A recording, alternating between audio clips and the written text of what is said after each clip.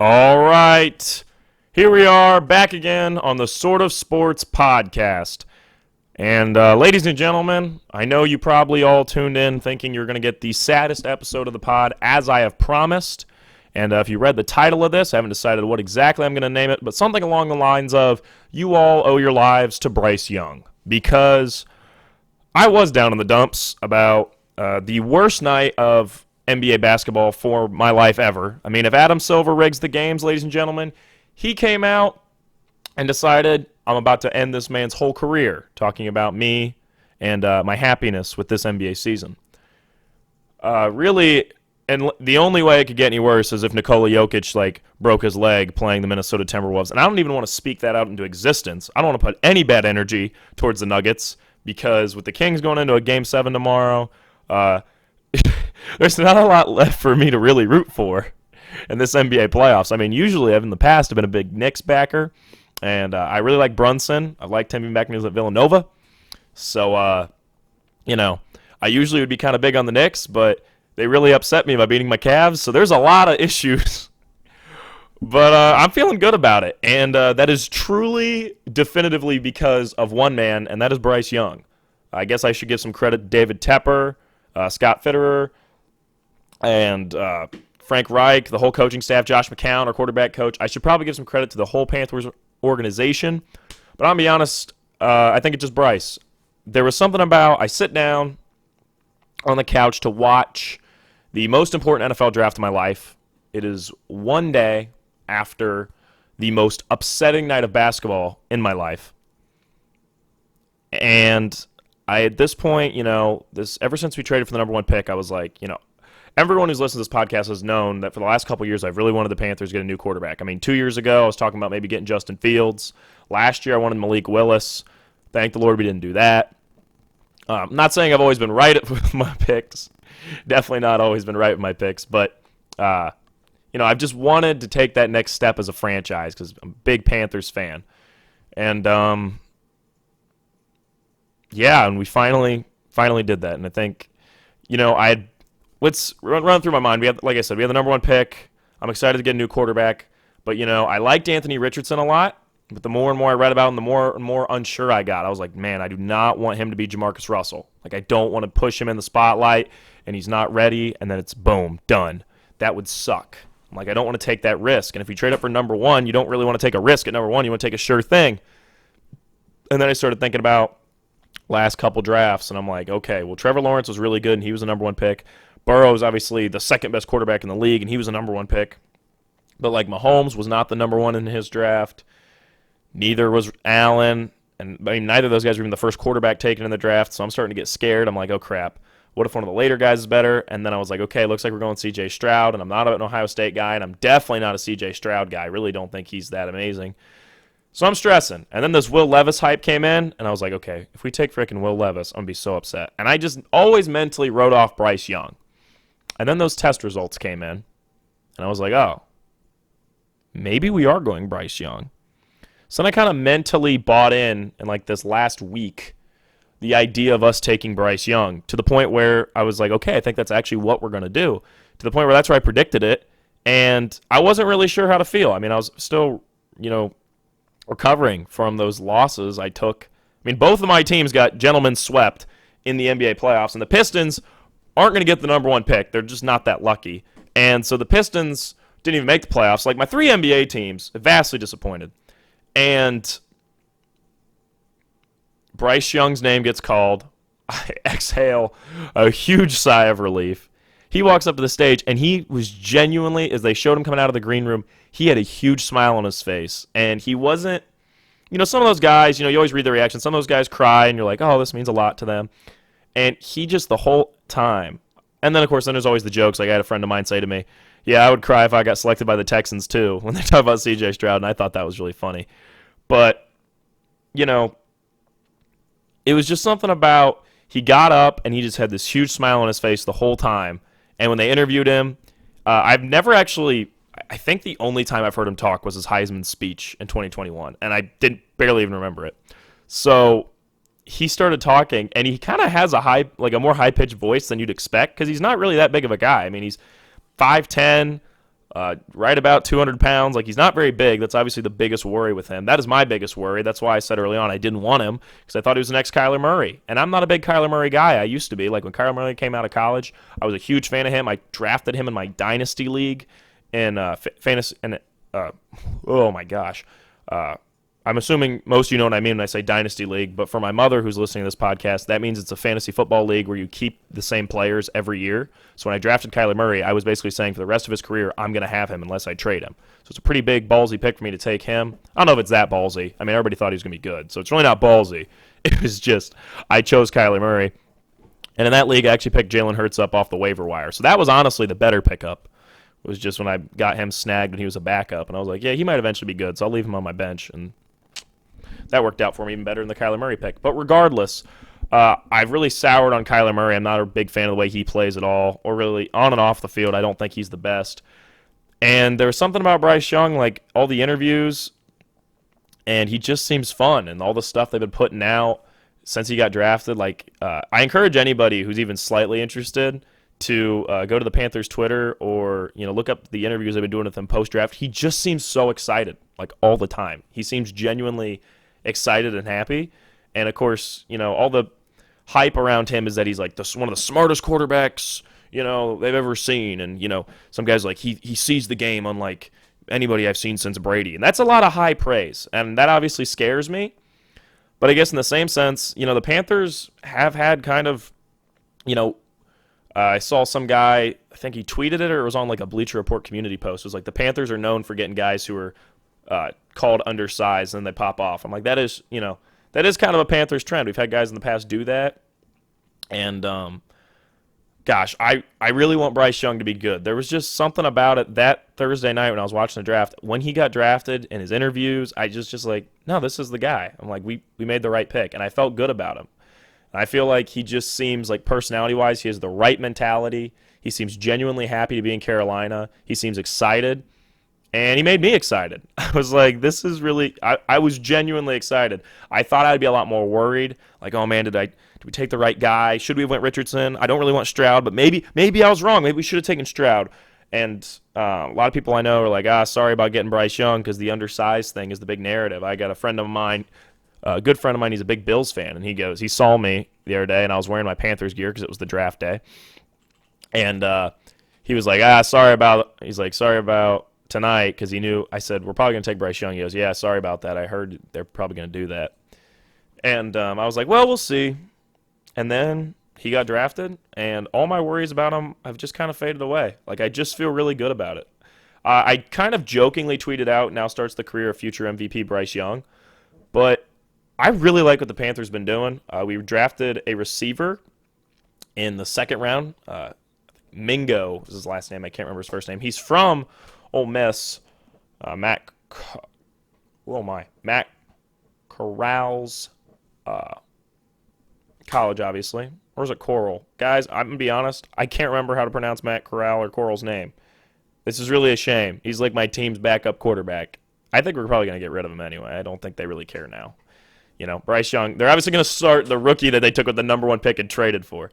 So, I don't know. I just feel really good about it. And I was sitting here and I was like, okay, well, I got to record my sad pod, and then I'll record my draft reactions. And I was like, I don't even feel that upset anymore. Like, the Bryce Young pick just felt so much better than I thought it would. And I just felt like this is the right guy. This is the guy that I'm going to be cheering for the next 10 to 15 years as a Panthers fan. I'm like, I think this might be the guy that leads our team to success. I mean, our division's going to be really weak next year, and it's like us in the AFC South. The South are going to be the two worst divisions in each conference. I'm like, maybe Bryce Young can just run it. He'll be the rookie of the year and win the division, and we're in the playoffs his rookie year, and with an offensive-minded coach, I'm like Frank Reich. I'm like, maybe we are just going to become like a legit thing. The NFC is obviously – in my opinion, the Niners and the Eagles are just going to be the two teams that are running it. And the Lions, honestly. I think the Lions might be the third best team. They're having a weird draft right now, but I trust Dan Campbell and the squad they got. And I love the Hendon Hooker pickup. That was an excellent pick by them. I thought that was great. I think everybody who listens to the pod remembers I'm a pretty big Hendon Hooker guy. And I think that's a really good choice for the Lions. I really like that. Even though I'm not too down on Goff, but I think Hooker could really add something to that team. I think he'd be good. So we'll get into my full draft thing in a moment, but I'm just addressing this is not going to be the sad pod I promised. If you tuned in, Dalton Edwards, I know you're a big Heat fan and you wanted to hear me cry on air. It's Bryce Young's fault. He made me really excited for the NFL season. I'm like, this is my guy. I definitely going to be I don't know, I just felt like I'm like this is the guy and it's going to work out. And I think I don't know what it was. I just feel really good about him. I feel like he's genuinely going to be the leader of my franchise. He seems really happy and really excited. And congrats to my boy Lamar for getting his extension. Everybody knows I'm a big Lamar guy.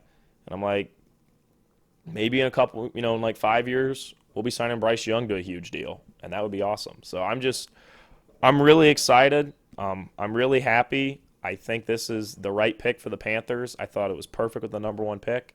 And, I'm really getting my hopes up because I just felt really good about all his interviews and his personality. He just really won me over in like the span of an hour between him getting drafted, just the way he like acted when he got drafted. He seemed so excited, and I saw the Twitter stuff they were doing, the Panthers are putting out with interviews with him, and when he got the phone call, and yeah, he just seems like a right guy. I really like him. So I don't think I'm going to get my haircut done like him because I got my haircut like Justin Herbert. Is there a chance he becomes my favorite quarterback in the league and overtakes Herb? Who knows? Who actually knows? Because I think the top 3 favorite quarterbacks at this point are Herbert, then Lamar, then Burrow. Is Mahomes still 4th? I don't really know. Regardless, Bryce Young might automatically be 4th or 5th, and obviously has the potential. I think if he plays well, he'll probably just beat out everybody. The only one I could see giving a run for his money is Herbert because I love Herb. But I have one friend who's a Panthers fan. He's like, what do you think of the pick? I was like, I think I was the right guy. I'm really excited. And I think he's going to be that guy. And I'm really hype. And we should probably talk about more of the draft because I could go on and on. And, we got a whole – I don't plan on stopping the podcast anytime soon. So I'm sure this NFL season, even before, I'm sure Randomly will be doing pods in the summer. I'll be doing pods in the summer. Hopefully you're still listening. I'll be doing pods in the summer talking about majority just talking about baseball, and I'll be like, hey, by the way, Bryce Young, I'm just super excited for the season. Saw a video of Bryce Young lifting in the Panthers weight room, and I'll just be losing my mind over it. I'm already a huge fan, and I'm really excited. And I think all he has to do is play 3 good games, and I'll probably order his jersey. I was debating whether I should just right now, and I'm like, no, I should probably wait until they actually know what number he's going to be, so I don't just have one that says number 1 on it for the first-round pick, because that's kind of weird. So it's kind of a weird flex to be like, yeah, I bought it as soon as he was drafted, but then it doesn't have the right number. I'm like, that's kind of dumb. But, yeah, I was really happy, really excited. So, yeah, Bryce Young. It was the right pick. All right, so I guess we should look back on, oh wait, I know, I gotta move this real quick. This should be in notes. There we go. So I accidentally put I'm trying to find there it is, my mock draft. All right. So number 1, Bryce Young, that was correct. And now it's time, I am legally required to discuss the fact that the Texans, woo! Okay, so D'Amico Ryans, big fan. D'Amico, if you listen to the podcast, first off, thank you. Second off, big fan. Been praising you and the Niners for years. Especially last season. I had a lot of praise. The only reason I think the Texans have a chance of becoming a good team in the next couple years is because of D'Amico Ryans. Because he is such an exceptional defensive coordinator with the Niners. And as I said before, if I was going to take a staff member from any team, I would want to take from the Niners. The Niners, to me, are the franchise everyone should strive to be like. It's like, okay, if I bought an NFL team, and they were like, well, who do we want to model our system after? I would want to model after the Niners. We actually later on the pod, when I get to MLB, we're going to do NFL, MLB, and then we're going to wrap up the NBA. And then if I want to talk about some movies, I'll toss it in at the end. Just depends on how I'm feeling. I think I do some stuff. I went and saw yesterday, so I kind of want to talk about that movie. I really liked it, just so you know. Sorry to spoil my own podcast for you. The Niners, are one of the best, and I think the best run organization in football. Just, they draft well, they're coached well, they get the most out of almost every player. I mean, we don't even know who their starting quarterback is for next season, and they're like 4th or 5th in Super Bowl odds. That's how well run and that's how consistently successful they are. That's what I hope my Panthers are striving to be like. I mean, if you're going to say, how do you want your NFL team to be run? I'd say Niners, Chiefs are like your 2 you'd want. I bet most people would say Chiefs above Niners. But honestly, I think the Niners have better defense. So that's the only reason I put them over. But if you said Chiefs, you're probably correct because they both draft very well. But I think I believe more in the Niners defense. That's why I'd go with them. All right. So the Texans decided it was time to do something I've never seen in my entire life, which is get the number 2 pick and then trade up for the number 3 pick.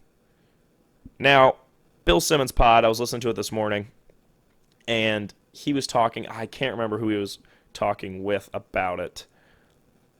It was a second guest on the show. I'm really sorry, I can't remember. For what the record, though, I think out of the 2 of us, I think me promoting Bill Simmons, I don't know if he needs my promotion to be successful. I think Bill Simmons is doing all right. Sorry, Bill. But, or his guest for that reason. I mean, Bill hasn't invited me on the pod yet, so, obviously this guy's more successful than me. I'm sorry I can't remember his name. Regardless, he was saying, the 2 of them were talking, that this move feels like the owner of the Texans really wanted a franchise QB, and D'Amico and the staff probably wanted Will Anderson. So they made a compromise, and it's like, why don't we go get both? Risky move. Like, really risky move in a division that I don't think they're going to make the playoffs next year.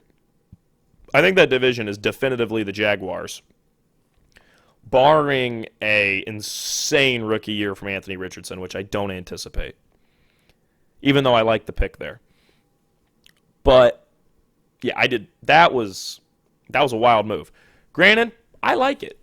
If you wanted to get Stroud and you wanted him to be a franchise guy, you don't want to miss out on Will Anderson Jr., and he has the potential to be the best guy in this draft talent-wise. Like that, he could be the Myles Garrett of the draft, where he's just an absolute beast defensive player, and you feel like an idiot for passing on for him.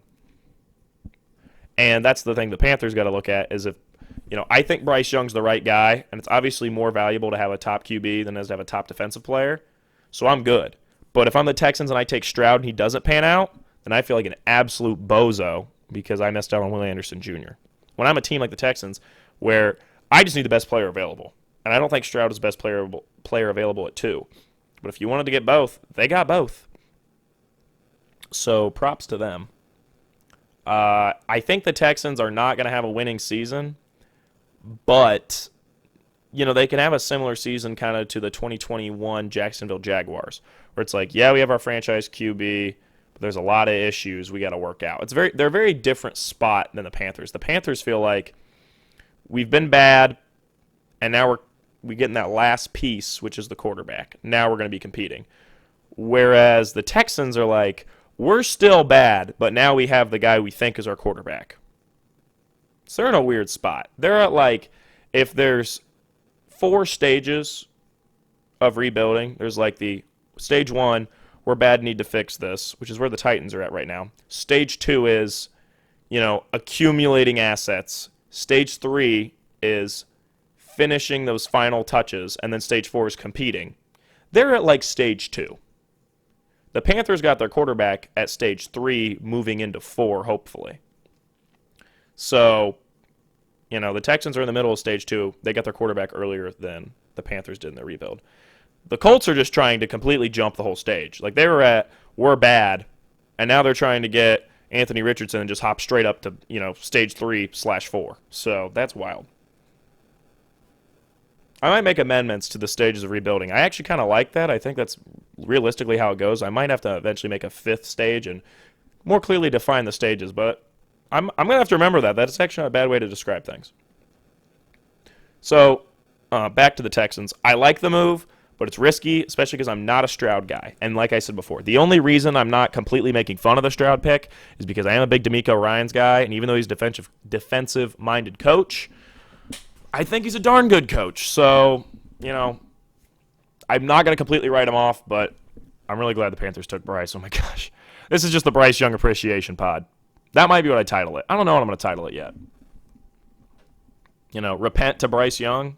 No, I'll have to title something that when he, absolutely cooks everybody, and the people who said he was too small are getting proved wrong. Proven wrong? Proved wrong? I think it's proved wrong. My mother's an English major. I'm sure she'll tell me after she listens. All right, so the 4 pick, the Colts took Anthony Richardson. I predicted them to take Will Levis. They took Anthony Richardson. I prefer that for them. I am not a Will Levis guy at all. And apparently most of the NFL wasn't either, as he fell all the way to the Titans in the second round, which I did like the pick for them there, because if he does work out, that's great for them. I actually like Hendon Hooker more than I like Will Levis, but, that's a fine move for the Titans. That's fine. So, the 4 pick, Colts took Anthony Richardson. If he pops off for them, that could really be dangerous between him and my boy Jonathan Taylor. Everybody knows I'm a huge Jonathan Taylor guy, and that would be a deadly duo. And obviously they got Michael Pittman Jr. He's a good receiver, so it's not like Richardson. The Colts aren't a terrible team. And so, if Richardson had a good rookie year, they could be something. I'm not as high on Richardson as I once was. I'm very high on Bryce Young, and a lot of that's bias, but I don't care. At the 5 pick, the Seahawks took Devin Witherspoon. Oh, by the way, so in my mock draft, I had the first 3 picks right, for those of you trying to keep track at home. But I had the Cardinals taking Will Anderson. So it's I got 2.5 points. So the Seahawks took Devin Witherspoon. I'm going to be honest. I had just read about this guy. I hadn't watched any of his tape. I'm a bit of a bad boy, for those of you that don't know. I don't always play by the rules. And by play by the rules, I mean make predictions based off me watching film instead of just reading things. Because for the NBA draft, I'm a lot more confident in my picks. The NFL, I'm just kind of going off what I read and kind of grasping at straws, because I am less of a college football guy than I am for a college basketball guy. And in general, the NBA draft is my favorite of the drafts. So back to what I was saying. This Devin Witherspoon guy looks crazy. Anybody who watched his, if that was at everybody they showed highlights of the draft, I was like, oh my gosh, this guy's scary. I was like, this guy is absolutely nuts. His highlights, it's like he hits everybody hard. He looks like a beast. He plays like a corner that some guy when you were younger and you played Madden career mode as a corner, and all you did was just blitz the QB, or when they try to hand it off to the running back, you're there and you just completely hit stick him. That is Devin Witherspoon in real life. That is how he plays. He's a unit, and I'm scared. I'm like, okay, do I just predict him to be Defensive Rookie of the Year? Because he looked awesome. Another good corner, Christian Gonzalez, fell all the way to the Patriots at 17. They traded back and got him. That's a great pick for them. He looks really good too. But sorry, the Devin Witherspoon hype is all over my mind. I'm like, oh my gosh. He looks like a beast. So yeah, Devin Witherspoon, I'm going to have to keep my eye on him. And the Seahawks in general. They got Jackson Smith and Jigba, the 20th pick. That was a great pick. Yeah, I don't know what else to say other than that, because I'm thinking there's a lot of trading going on in the first round. It's the most trading I'd ever seen in the first round. And what was it? Oh yeah, what was it? Yeah, I know where I'm at. Jackson Smith and Jigba, I thought was the best receiver in the class, and so him going to the Seahawks, the Seahawks are going to be dangerous next year. If the Niners don't get their stuff together at quarterback, the Seahawks could win that division. Because I don't have faith in the Cardinals, and I don't have faith in the Rams. So it's just Seahawks-Niners against each other in that division. And if Geno plays well like he did last year, which I think he will, and I think the fact that the way they drafted, they got a corner to, be good on defense and be paired with Tyreek Woolen, who, I became a pretty big fan of last year, being as I didn't even know who he really was until I saw some tweets, somebody saying, everybody talks about Sauce, we're going to forget about Tyreek Woolen. And then I looked into him and I was like, oh, shoot. Yeah, apparently we should pay more attention to this guy. He's great. He was obviously a steal in last year's draft for him. So they got him and Tyreek Woolen now. We got Witherspoon and Woolen. Woolen's kind of hard to say when you say it like a lot. Woolen. It just kind of sounds weird. So Woolen and Witherspoon, the double W's. And then you got Jackson Smith and Jigba, DK Metcalf, Tyler Lockett, Geno Smith, and my boy Kenneth Walker III. That is a scary offense. I'm like, how do you trade away Russell Wilson and then get significantly better? That's impressive. That's really impressive. So, that's really exciting. And, yeah, I just think the Seahawks are going to be pretty dangerous next year. Like, honestly, I think they're going to be a really good team. I don't know how far I believe they can be, go. Like, are they an NFC championship contender? Maybe. Like, the NFC is a lot more wide open than the AFC. The AFC, it's like, you got to get through the Bengals, the Chiefs, and then, most people would say the Bills, too. But I think everybody here knows I'm highest on Chiefs, Bengals, and then the Bills, the tier below them in my mind. So, yeah, Bengals, Chiefs are, the two monsters of the AFC you got to get through every year. Whereas the NFC, it's like, okay, the Niners going to be there every year, but they're beatable. And then I guess the Eagles could run it again next year, but we'll see. Those could be your top three teams in the NFC. Could be Seahawks. If I had to bet right now, the divisional matchups in the NFC, I could see it being Lions, Seahawks, Niners, Eagles. If you told me it was that, I'd be like, yeah, that makes perfect sense. Because the NFC South, if the winner's my boys, the Panthers, and we had to play the Seahawks, whew, that's a tough matchup. Granted, I'd probably pick my Panthers anyway, because if the Panthers win the division with our boy Bryce Young, like I think we will, who knows what I'll predict for Super Bowl 58? Who knows what I'll say? You never know what I'm gonna say. What did I put? Let me go to episode 42. I think I always do a way too early Super Bowl 58 prediction, and I did Bengals over Lions for next year. It's not terrible. I honestly still think that's a pretty good pick. Even though the Lions are having a weird draft, I trust Dan Campbell, and I like the Hendon Hooker pick. I mean, I can just see it some point this year. Jared Goff goes down, Hendon Hooker comes in, and they're like, oh, the Lions are playing even better with Hendon Hooker.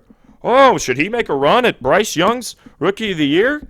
It appeared like Rookie of the Year was just between Bryce Young and Anthony Richardson, but maybe Hendon Hooker's going to make a run for it. And then he doesn't. And then there's should Hendon Hooker have been, he won his division too, but he only started, 6 games. I could see this happening next year. If the NFL scripted, they're probably right. They're like, oh, Ryan, that's good. And they're writing it down right now.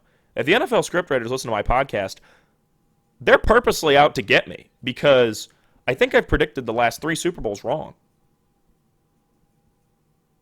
I'm mentally thinking about this. Yes, I have. Wow. Please don't let me be wrong about Bryce Young. Please. He's my guy now. I love Bryce Young now. He seems fun. I even DM'd him on Twitter and said I'm super excited to have him. I know he's never going to see it or answer it, but it's the thought that counts, What was I going to say? Oh, yeah. Just a fair warning, though. If the Panthers do win their division next year, I might just predict them to win the Super Bowl. I'll be so excited. I won't know what to do with myself, even if it doesn't make sense. And, my entire integrity as a predictor is probably shot. But in the same sense, no, I feel like I'm decent at predicting things. It's just always the big last game I'm bad at. It's like I can predict all the way. I can predict something I'll have the Super Bowl matchup about. I had Bengals-Rams right. But then I take Bengals to win it. And so it's yeah. Let's not talk about my NBA predictions. Never mind. Maybe I'm not that good at predicting. Never mind. I think I'm patting myself on the back too much. Maybe I'm not that good. All right, let's go to the Falcons taking Bijan Robinson at 8. Dang, that's a nice pick. If Desmond Ridder cooks up for the Falcons, they could be legit on offense. I don't know why you really do that. When you have Tyler, I always mess up his last name. Is it Algier? I'm not exactly sure how to pronounce it. But he's good. But it's just one of those. The Falcons love to be yeah, we're known for in the last couple of years, they've just been known for taking the best offensive player available. I mean, last year they took Drake London. Year before that, they took Kyle Pitts. They're just trying to build weapons. They want to be the Seahawks of the NFC South, I guess, where it's like, yeah, we have all these weapons, and we'll eventually find that quarterback to work with it. So I think Bijan there is a steal. No, not a steal. That's about right. I mean, he's going to be really good. So that's about right. It's scary for me as a Panthers fan. I'm like, I don't have to play him all the time. He's going to be talented. All right, so 9. I had Jalen Carter going at 9, but to the Bears, and then the Eagles traded up to get him. This is scary. He could be so good for them.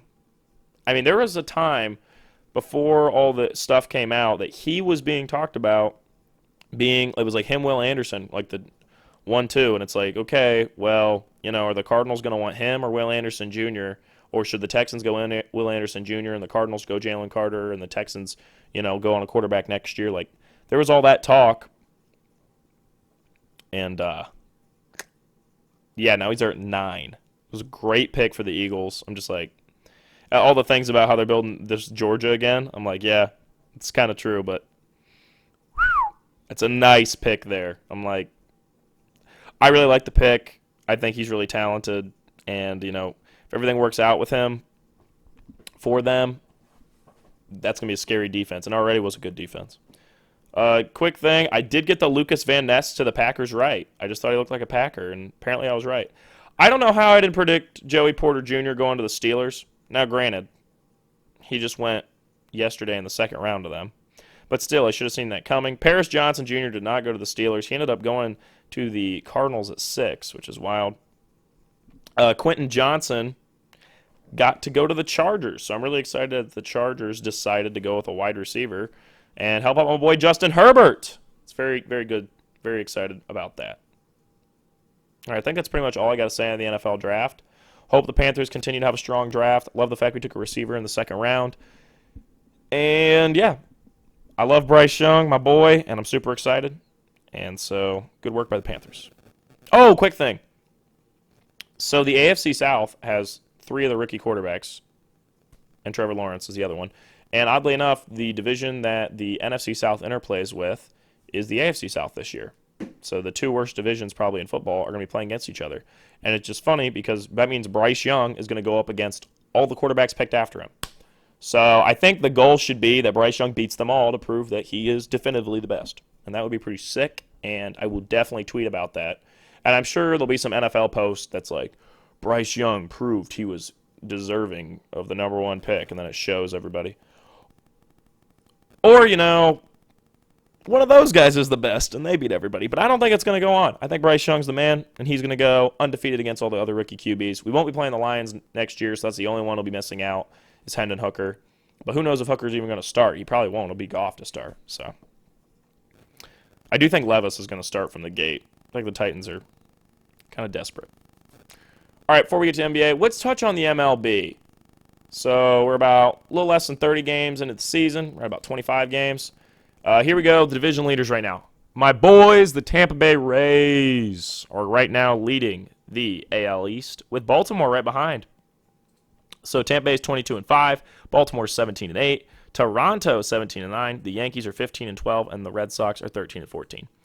Really, there's no teams to write off here. I think the Red Sox obviously had the potential to get better, but I don't think they will. I think the Red Sox, they're not going to be very good this year. That's the end of it. Usually in the summer, it feels like the Yankees surge. It always feels like they start off relatively cold, so I'm not really ready to write them off. Toronto looks good. Not sure if this is really going to be their year that they come together like expected, though. I love Baltimore competing. That's really fun, and I really hope that keeps up, but I'm not ready to fully buy in yet. The Rays are legit. The Rays are not just having a hot start. They are legit a great baseball team. I thought they were going to be great. I didn't think they'd be this great. So I'm just happy by the fact that I didn't let all the other predictions of them having a weaker season than usual get to me, and I still believe in Kevin Cash and my boys, the Tampa Bay Rays. Love you, Rays. Mwah. Did I mention in the last podcast my joke? If I did, I'm really sorry that I do this joke again. But I was talking about my fandom with the 3 major sports that I watch, and I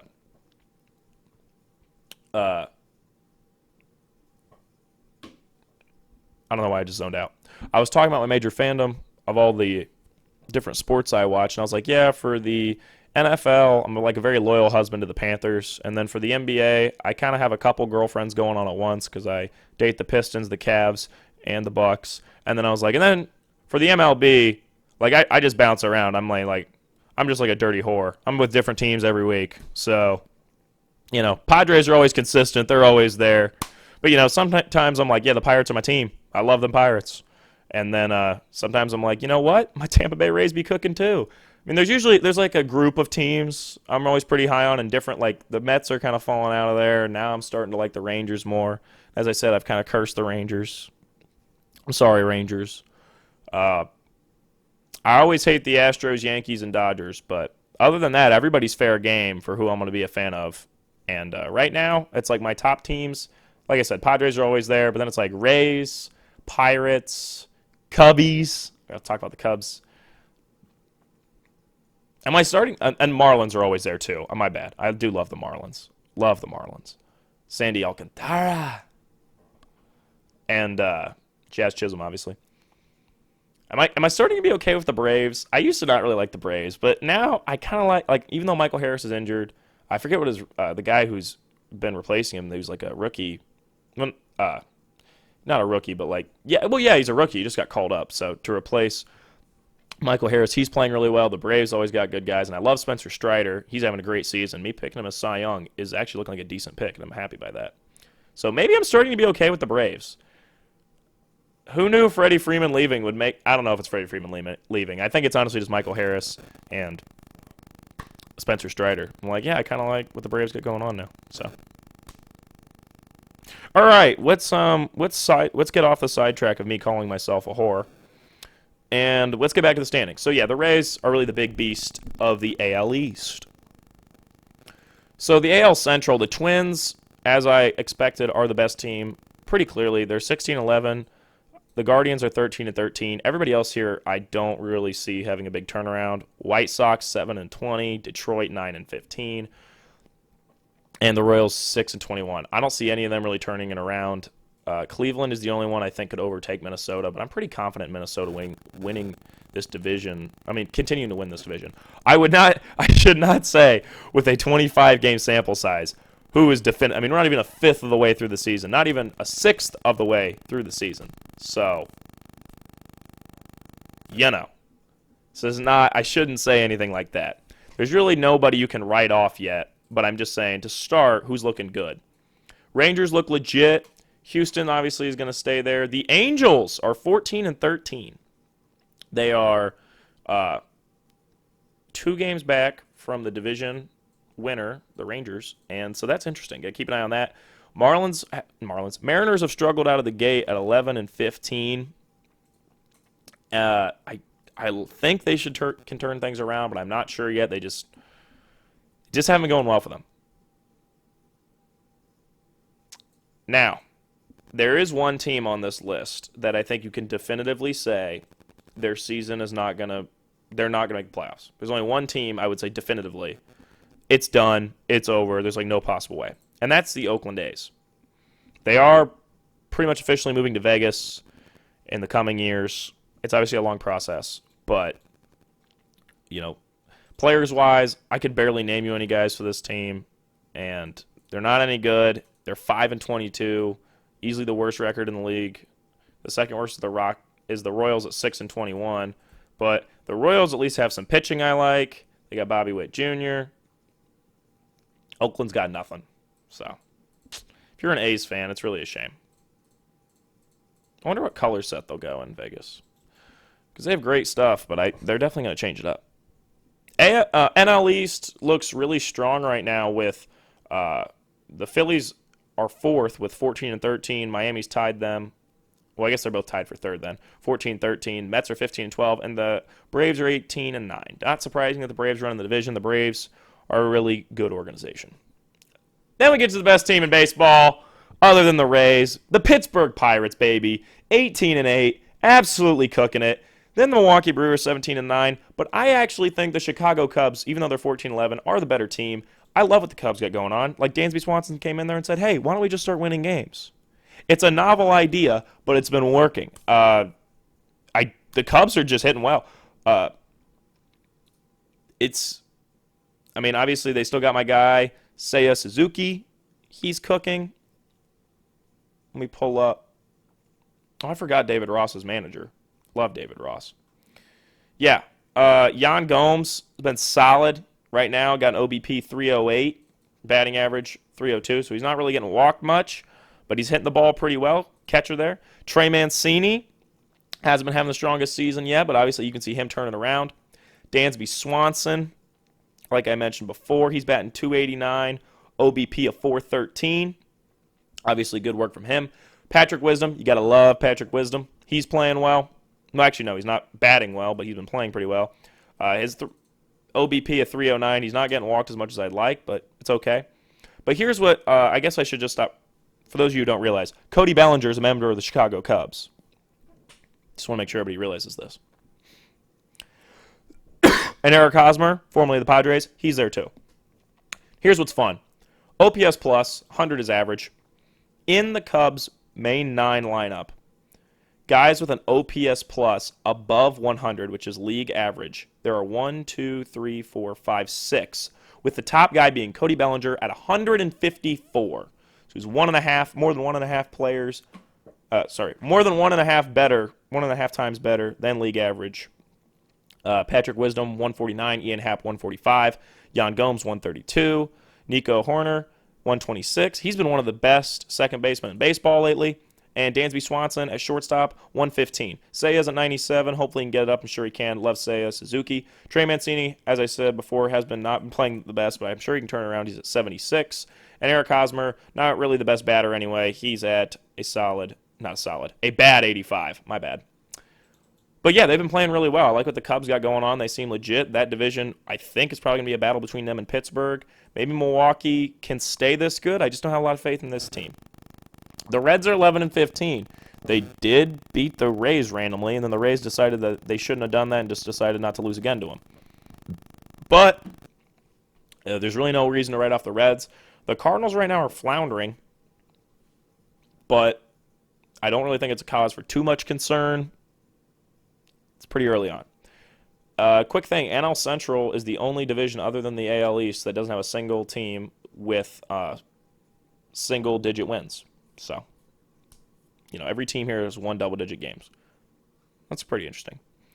NL West, the Snakes, the D-backs right now, 15-12 leading the division. Guys, ladies and gentlemen, the Arizona Diamondbacks are playing really good baseball right now. And that's really fun to see. Dodgers right now starting to, fight back, say, wait a minute, we've always run this division. And so the Dodgers are 14-13. Padres are 13-14. There's no real reason to be concerned here. They're not playing their best, but it's okay. I'm sure they'll get it together. My thoughts on Tatis dancing when people chant at him, I think it's a little odd. And I think every day I become more and more of a Juan Soto guy. I'm very glad I've decided he is my favorite player. And he's the reason I love the Padres, because Tatis is making some weird decisions. And, I was like, it's a bit of an odd look. The Giants are 11-14. I'm not really the highest on the Giants, but, they could turn it around. Rockies 8-19. We'll see what goes on with the Rockies. I don't have a lot of faith in them, but, like I said, really the only team I would completely write off their season now at this point is the Oakland A's. Here's a quick thing I want to talk about. With baseball and every sport, I always talk about the best-run organizations. And I was just going to say, to me, the best-run organization in baseball is easily the Tampa Bay Rays. Easily. They're always competitive they're always top 5 lowest on team salary, and they're one of the cheapest teams. They play in their crappy stadium, and they make it work, and really the only guy they're ever going to big contract to is Wander Franco, and I think Randy is probably going to get one too. But other than those two guys, they're always moving guys in and out, and they always are competitive, and they look like one of the best. They're the best team in baseball, and they're one of the cheapest teams in baseball, and that's, to me, the best run organization as far as on the field. Off the field, as in stadium niceness and all that. It is kind of weird because it's they feel like the team from Major League every year, where it's their owner's not going to spend any money, and Kevin Cash is just looks like we're going to have to win the whole thing, just like in Major League. I didn't say the real line with the F word because my mother listens to this podcast. She wouldn't have enjoyed that. So, you know, love Major League, classic film.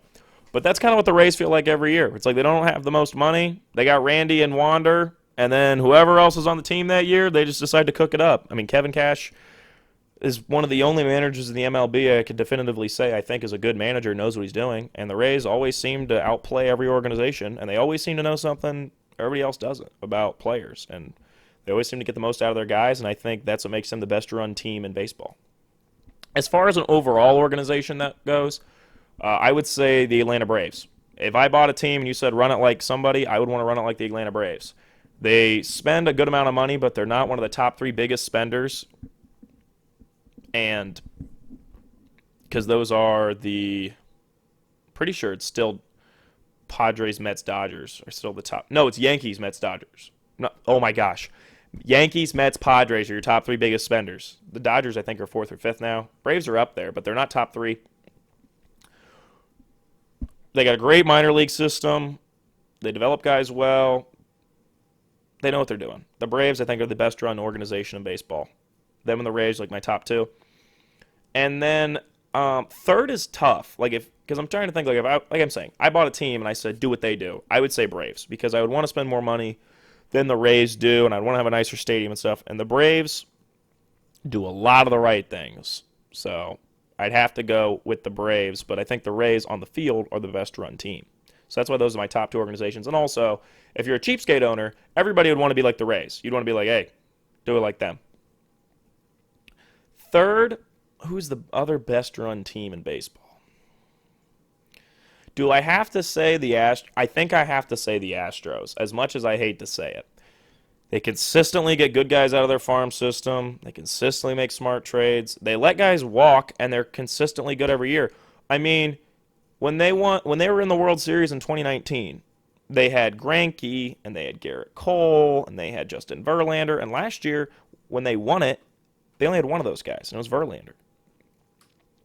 He's like having one of the oldest Cy Young seasons we've ever seen. So the Astros are also a team that gets the most out of their players. I hate to admit it, but they're very well run. They're obviously so well run that they cheated and weren't even caught for 2 years later. So until 2 years later, I don't know why I can't speak. But I obviously don't hate what the Astros did, and I don't like them at all. But I can't lie and say that they don't do well with running their team since. I mean, they could have just floundered and been like, oh, you caught us, and then they sucked. And they didn't do that. They won the frickin' World Series 3 years after they got caught. Not 3 years. 2 years after they got caught, so it's annoying. Yeah, those would be the top 3 best-run teams. The Rays, the Braves, and the Stros. All right, let's go over and wrap up the NBA. It is officially time to talk about the fact that my Cavs, my Bucks, my boy Giannis are out of the playoffs. Jimmy Butler decided, playoff Jimmy has been a beast in the past, and this is the biggest we've ever seen him be. He looks like the best player in basketball right now. Giannis is the best player in basketball, but Jimmy Butler is playing like it right now.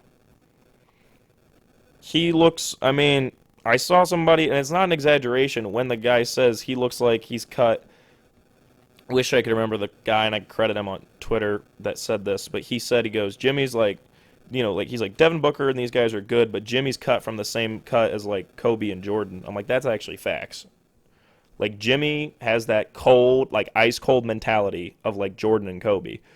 And as successful as LeBron is, and I do believe he is up there with Jordan and Kobe in terms of greatness, even though Jordan's obviously the top level, he does not have that cold mentality of Jimmy Butler, that killer, like, borderline psychotic instinct. And Jimmy Butler has that. And, Giannis's big speech after they lost was obviously really good, and now, Nike's capitalizing on it. It went viral. And I think that's really cool. My biggest thing is I really hope this motivates Giannis and the Bucks organization forward. I'm really hoping this makes Giannis look around, because I said, going into the playoffs this year, I was like, I hope last year's playoffs really motivated Giannis where he's like, okay, well, we should have won it last year, but Middleton got hurt. Is this our year this year? I really think this loss will make him determined to never overlook a team and to never look ahead and to never relax no matter how well they're doing. And I hope next year they come back with a vengeance and Giannis wins MVP and he's cooking and everybody's like, dang, that pissed him off last year. He's pissed. I really hope that is what goes on. And I honestly believe that is what will go on with Giannis. I mean, there's no talks about Giannis wanting to leave. He definitely doesn't. He wants to be in Milwaukee. There doesn't seem to be any talks about like Drew or Chris or anybody getting moved. I do think they're going to make some moves on the roster. I bet Jay Crowder is gone. Like I bet some of these bench guys are going to get moved around. I bet they're going to go out and get a decently like a rotation player. They're going to get a step up at the rotation players. They're not going to keep the exact same team. And I think Giannis, I'm willing to bet, will be a little more forward in what he wants. I'm not sure about Budenholzer. It did just come out that his brother died in a car accident during the series. And obviously my thoughts and prayers go out to the family. That's a terrible thing to have happen at any time, especially like a high-pressure situation. So, I don't know exactly what will go on with Budenholzer and all that. So, obviously, there was talks of firing him in 2020 when we lost to the Heat in a 5-game series, and they kept him. We won the finals next year. With the whole thing with the brother and everything, I would be very surprised if the Bucks got rid of him. I honestly don't think they will. Now, if next season starts, the Bucks are doing bad, then I think there's a decent chance. But if the Bucks come back firing next year, Giannis is pissed and locked in, then maybe I could – no, not maybe. Then I don't think anything will happen. I would be very surprised if the Bucks got rid of him, especially with that news coming out. And the fact that they kept it quiet, to me, means the Bucks organization must have known and not wanted it to be a big deal and be a source of media during the series. So that's obviously a really hard thing. I have no concept of what that'd be like. So, thoughts out to Coach Bud. And that's really awful. So I don't really think anything is going to go on. And personally, I don't really think they should fire Budenholzer. I wouldn't do that off one series, especially with knowing that happened. So that's my thoughts there. As far as Bickerstaff goes for the Cavs, we completely underperformed and got cooked by the Knicks. The Knicks played a lot better than us. We're a young team, and we need to play better. I think they're going to keep Bickerstaff, but I'm starting to get worried. I think I said on the last pod, maybe he is the rebuild coach and not the win the finals coach. I'm willing to bet they give him another shot next year, but we need to step it up next year. We should be probably in the Eastern Conference Finals next year because we're a really talented team. And, I don't have anything else to say at the Cavs. I was pretty disappointed in us. And it's not like with the Heat and the Bucks where it's like Jimmy Butler just decided he was the man and the Bucks underperformed. Like, yeah, the Bucks underperformed, but Jimmy had one of the greatest playoff series of all time and is currently, I think, could go on one of the best playoff runs we've seen ever, up there with like 2019 Kawhi and 2011 Dirk Nowitzki. He has the potential to do that right now, and, the Cavs don't have that with the Knicks. I don't think anyone's like, Brunson had a really good series, so did Josh Hart.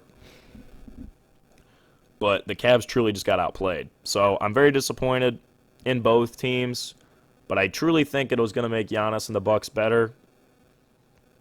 And I really hope this Cavs team locks in because I love the talent they have, and I would hate to see guys get moved around because we failed. And I think this year, it's one of those where it's like, okay, well, we were young, we won a lot of games regular season, but maybe we weren't ready for the big stage. And Jared Allen literally had the quote of, the lights are a lot brighter than we expected. Hopefully next year, we get it more together. But we should be like in the Eastern Conference Finals next year. We're a very talented team. All right. That's really all I got to say. I really think this is going to help grow Giannis. He seemed pretty, big in his speech about that, so. All right, let's talk about, before I get on to Jimmy and what's going to go on with the predictions, let's talk about the rest of the series. The Lakers beat the Grizzlies, made Dylan Brooks look silly. That's hilarious. I was really happy that the Grizzlies lost. I think everybody in America was pretty much rooting against them. I obviously very much don't like the Lakers, but by golly, I think I'm going to have to start drinking water during the podcast. My throat starts to get dry when I'm down here talking a while. I think it's just because now we're moving more into the summer months. It's a lot more dry down here in the basement because I record in the basement. But I obviously don't like the Lakers at all. Not a big LeBron fan, but I'm glad they beat the Grizzlies. LeBron does not look the same. I hardly watch much Lakers games, and when I'm watching him right now, like, he does not look the same as he just did, like, even like 2-3 years ago. Like, when they were in the bubble and in the finals, he looked like the best player on the court for most of the time. He does not when he's with Lakers. Like, they look like a good team that can compete, and LeBron runs them, but it's not like, man, I need LeBron to get the ball to get me a big basket. I mean, he had a couple big games this series, but he does not look the same. I think they're going to lose to whoever wins this Kings-Warriors series. I don't think they're going to beat either of those teams. Just tossing it out there. Nuggets looked really good against the Timberwolves. I was happy with them. The Suns looked real good against the Clippers. I got to admit, they looked really good, taking them down. In 5 games, that's legit. So I'm getting a little worried. Maybe the Suns are going to be pretty legit. I think that Suns-Nuggets matchup is pretty much the Western Conference Finals. Some people are starting to be like, oh, yeah, the Heat had a great run, but, it doesn't matter. The Celtics or Sixers beat them. Anybody writing off the Heat's an idiot because the way they're playing, they are a playoff team. They've showed us before they can come out and just compete. They did that in 2020. They might be doing it again here. So, like I said, we've had a Hood Classic, unpredictable NBA season. We're about to have one of the best playoffs I've ever seen. Even though it came at the hands of my 2 favorite teams losing and my favorite player losing, we're still having a great playoffs, and it's been really competitive, and that's fun. So, with that, let's talk about this Kings-Warriors game tomorrow night. I'm taking the Kings. The only reason I wouldn't is because De'Aaron Fox does look a little off because of his injury, but I think the Kings got it together. I think in Sacramento helps them a lot, and that game 6 win is tough. Down 3-2 to the Warriors in San Francisco with Game 6 Clay, and then beating them, to me, I'm like, okay. If you can beat them in Game 6, I think you can beat them again in Game 7 in Sacramento, light the beam afterwards. This Kings team's looking real legit. They had one of the hardest first-round matchups. And, I mean, this is how you know this NBA playoffs really good, when you had 3 really good series in the first round. I mean, the Bucks-Heat series is a 5-game series, but it was very competitive. I mean, last game went to OT. Well, I don't know if it was very competitive. It was pretty competitive. It was exciting. It wasn't really competitive. It was exciting. There was a couple blowout games. All right. Okay, so now, that's my official prediction is Kings over Warriors. Let's look at, before I get to my second round picks, let's do the contenders. Who right now, with the Bucks out, who are the favorites? I would say right now, to me, it's the Nuggets. They got, in my opinion, the second best player in basketball on their team, Nikola Jokic. Best guy in the playoffs. I'd say right now he's the second best player in the playoffs. I'd say number 1 is probably Jimmy Butler. And Nuggets with Jokic, they have a lot of depth. Jokic runs that team very well. If they can beat the Suns, I think they can beat the winner of Kings, Lakers, or Warriors, Lakers. So I feel like as long as the Nuggets can beat the Suns, they can go to the finals. The second pick, I would say, for winning the finals now, is the Suns. Same reason really as the Nuggets. Those are the 2 best teams in the West. Booker's cooking. They have Kevin Durant, DeAndre Ayton, Chris Paul. That main 4 is deadly. They don't have as much depth as the Nuggets. They're very much like an inverse of the Nuggets, where it's like a really strong first 4 and a bunch of other guys, whereas the Nuggets are like 10 deep, very talented, but you only have like 1 super-duper player, and then Jamal Murray's really good. Whereas the Suns have 2 All-NBA guys, 1 guy that's really good, and then another guy that sometimes is really good and other times underperforms. That guy is DeAndre Ayton, by the way. I would say I'd rather have Jamal Murray over Chris Paul or DeAndre Ayton. But obviously KD and Booker are better than Jokic, because it's one versus 2, you know what I mean? Even though Jokic, I think, is better than both of them individually. Okay, third best team to win the finals. Honestly, it's the Heat. If they keep up this play, no one in the East is going to beat them. Jimmy Butler could be on like the run of a lifetime. Could you imagine if them as an 8 seed went on to win the finals with Jimmy Butler being the best player? That would be one of the craziest NBA finals wins I've ever seen. One ring, but it is definitively one of the most impressive rings we've ever seen. In an ultra competitive year, you're putting up crazy stat lines, looking like the best player in the league. That would be crazy. And I think it's honestly in the cards. So I put them third. Fourth is the Sixers. Embiid is really good this year. He's like the third best player in the league. Probably the third best player in the playoffs. I think Jimmy just leaped everybody and took Giannis' spot as best player in the league. So as far as best player in the playoffs, it's like Jimmy, Jokic, Embiid. Like the best player in the league during the regular season was Giannis, Jokic, Embiid. Jimmy right now looks unstoppable. All the memes where it's him and Jordan looking the same are kind of accurate. Like he's legit. So I wouldn't bet against Jimmy or anything with him because he's cooking. So. Oh, wait. That was my Sixers point. My bad. With Embiid, though, he's hard to guard. And if Bam Adebayo can't slow him down, I don't know how they're not going to get to the finals. Bam Adebayo's going to have to slow down Embiid. I don't think there's anybody on the Celtics that's really going to be able to go against him. Some Celtics fans are pretty high on them right now. I think the Sixers are going to cook them, I'll be honest. And so I like that. I think Maxey might take a step up during the playoffs, so yeah, I'd say the Sixers the 4. 5 is the Celtics. I obviously can't ignore that they are a good team, even though I'm not the highest on them. I just don't trust Tatum, and that's why they're 5. I'd put the Kings here, but I have to be realistic, so the Celtics are 5. Defensively, this team is really strong. It's just offensively, I don't really trust what they have going on.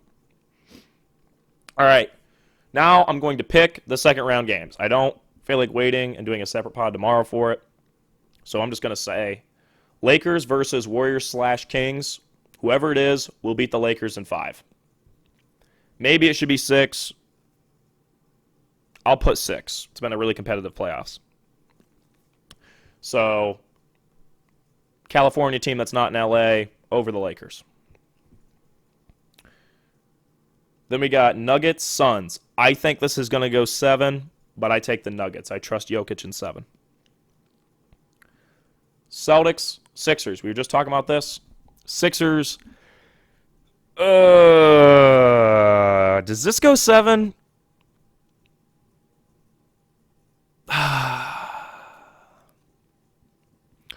I'll have it go 6. But Sixers and 6, but it might go 7. Screw it. 7 games. Sixers and 7 over the Celtics. Bill Simmons pointed out in his pod, one of the longest NBA rivalries, like Sixers-Celtics. They've been playing each other for years. It's like the Red Sox-Yankees of the NBA because they're in the same conference. They play each other so much in the playoffs. They've been doing that since the 50s, 2 of the oldest NBA franchises. Obviously, Celtics-Lakers is like the Red Sox-Yankees of the NBA where it's like the biggest rivalry. But, they're not in the same conference. And the thing is, with Yankees-Red Sox, it's cool is they're in the same divisions. They play each other all the time. And that's how the Sixers-Celtics is. They play each other a lot in the playoffs over the years. Whereas, like, Lakers-Celtics, you got to get to the finals to get that. It's like the premium rivalry. Whereas Sixers-Celtics is like, you get the gold membership. You get the Sixers-Celtics rivalry. It's, like, really good. The premium is for, like, that's like platinum tier. That's like the top tier rivalry. It's like the level below that. It's very rare. Last one, Heat-Knicks. I know a lot of people are probably taking this to go 7 or 6. Heat in 5. This team, I feel like, will cook up the Knicks. I know on paper the Heat's stats from the season are showing that they way overperformed against the Bucks, and they have. That's true. But I think that's going to continue. I'm not just going to bet against them falling apart. Bet on them falling apart and slowing back down. I think they're on a hot streak. Spoelstra showed before, during the playoffs, this team with Butler steps up. They've done it in 2022. Not 2022. They did it in 2020. They did it last year, too. Other than 2021, they've been to the conference finals 2 times in 3 years. Probably going to be back again. Them in 5 over the Knicks. I know. That means they're taking one in MSG. I know. That place, oh my gosh. If you haven't watched a Knicks game at home yet during the playoffs, you have to. You can barely even hear the announcers. It is so loud in there. It's wild. Absolutely wild. I would put like earplugs in if I was on the court because that would be. It's so loud. You're not gonna be able to hear your teammates anyway because it is so loud. You can hear it through the broadcast. You can barely even hear the announcers. They'd have to turn them up, like whoever runs the audio for TNT, because it is so loud. Yeah, I'm taking the Heat over them in 5, and that would give us a matchup of Heat Sixers in the conference finals and Nuggets Kings/Warriors on the other side. Last thing, yesterday I went and saw Air. I really liked it. Ben Affleck gave a great performance in it. I felt like the movie was just really strong because it had a lot of fun characters. And even though it's a movie that's just about, how they made the Jordan shoe, it has really strong characters. It's very smartly written, so it makes a story that would be usually mundane really fun. Ben Affleck's still got some tricks up his sleeves from the director. It's got a different style than some movies you see. It's got the fun business movie style, kind of like anybody who's watched Winning Time, the HBO Lakers show. It's not a similar vibe to that at all. Like, it's a very different vibe. But it does the same. That show will, sometimes they'll just break the fourth wall randomly, and they'll just have words pop up, and it does weird tricks. This movie sometimes does that. Not with the fourth wall break, but, like, you'll be watching the movie, and it'll sometimes just randomly cut away to, like, a Nike quote. Or it'll use, like, real-life footage of Jordan doing something. He's just not afraid to make the movie. It's really an editing. There's a fun thing that goes on with these, like, business-based sports movies, where sometimes they decide they're just going to have really fun editing, and that's how this one was, and I really like that. So, yeah, out of movies I've seen in 2023 that are from 2023, like they're new movies, it's right now it's just Creed 3, Mario Bros. Movie, and Air. I don't know where I'd put it, because I've liked all 3 of those movies a lot. Probably Creed 3 is the top, but I really liked Air. I would definitely watch it again. I'm most definitely going to buy it. My dad will really like this movie, and I really liked Ben Affleck's performance in it. I thought he was absolutely great. And it's always fun to see Chris Tucker in a movie. Never actually watched all of Rush Hour, just watched a little bit of it on TV. I really like Chris Tucker in that, and he's great in this. So it's always fun to see Chris Tucker. Recently watched Mad Max Fury Road for the first time. Thought it was excellent. Super excited for whenever Furiosa and then the other sequel, Mad Max The Wasteland, comes out. Movie really worked for me. It's one of those where I really liked it when I saw it, and then as the days went on, I was like, man, I really like that. Like, the longer I thought about it, the more and more I realized I liked it, which is a sign of a really good film. It's probably up there with RRR, Mr. Mom, and 21 Bridges as like the best movies I've seen this year. Yeah, I think those would be like my top ones. Maybe True Lies. I really like True Lies. Forrest Gump I really like too, and The Green Mile. And honestly, Creed 3. But yeah, I think Mad Max Fury Road is definitely one of the top favorite movies I've seen so far this year. I would be shocked if it didn't go in the Hall of Fame at the end of the year. I really liked it. I'll probably rewatch Air for the end of the year because it really worked for me. And it's not making the most money at the box office, so if you have any interest, I would definitely go see it. I think anybody would like this movie. It's really barely even a sports movie. Yes, it's a business movie, but it's more of just kind of a fun drama. I don't really know how to describe it. There's not like, I mean, it is a drama, but it doesn't really get too weighty. It's just kind of a fun romp, but it doesn't feel like it's wasting your time. It feels like it still kind of has something to say. So, I don't know, I just really liked it. It really worked for me. All right, well, make sure you thank Bryce Young for everything he did for you by having me not record a super sad pod and cry on air. If that's what you're hoping for, you are a very angry person, and you need to watch some more upbeat movies because, if I just realized the other day, I really don't like any sad movies. Like, I love the movie Inception, but there's the scene where his wife dies, and gosh, that scene upsets me every time, and I think it's what holds back from being my favorite Christopher Nolan movie. And same thing of Dark Knight. He's got the scene where, Two-Face becomes Two-Face. It's just really sad to me. Nolan's always got the big emotional scene that makes me sad, which, Nolan's one of my favorite filmmakers. It's because he's making good movies. So that's why there's emotional moments. But dang it, I mean, I don't like to be upset that much. Wolf of Wall Street has some upsetting moments too, but it's such a drug ride, you'd barely even noticed. So, I don't know, it was funny. I like almost all the movies I really like, they hardly ever have sad points. That's what I like about Tarantino. He's never trying to make you sad. He's always just trying to make you enjoy yourself. I think it's what puts him above Nolan for me. He's never trying to. I understand there's obviously true value in having a moment in a film that upsets you. But that doesn't mean that I don't hold it against Inception. I think I rewatch it less because it has that scene that upsets me. I know you're like, oh, we'll just skip the scene. Well, then I'm not watching the whole movie. Nolan didn't intend me to skip the scene. So that sounded really pretentious. It's like, oh, that's not the way the film must be viewed. It's not what I'm saying. I just hate to see his wife die. It's quite sad. All right. Well, as I said, for those of you that wanted to see me cry, sorry to disappoint. Yeah, Bryce Young, thank for that. Really excited about him and the Panthers, and I'm in a good mood. Really happy, and I'm excited for some more playoff basketball. Think I'm probably going to root for the Heat, honestly. I like Jimmy, so that's the end of it. In the West, I'll be rooting Jokic, obviously, and the Beam team if the Kings get the big win tomorrow.